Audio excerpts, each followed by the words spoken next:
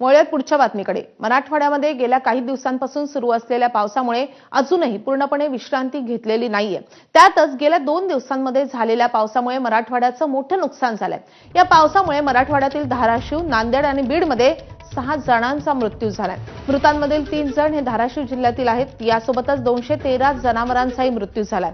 तर अनेक ठिकाणी मोठी पडझडही झाली आहे। कुठे रस्ते तर कुठे पूल वाहून गेलेत, त्यामुळे अनेक गावांचा संपर्कही तुटलाय।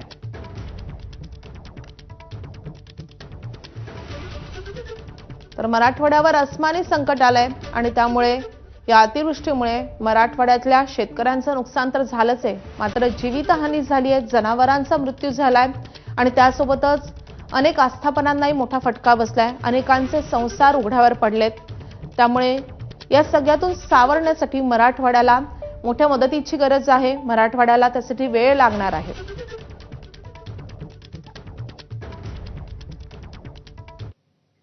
तर दरम्यान राज्यातील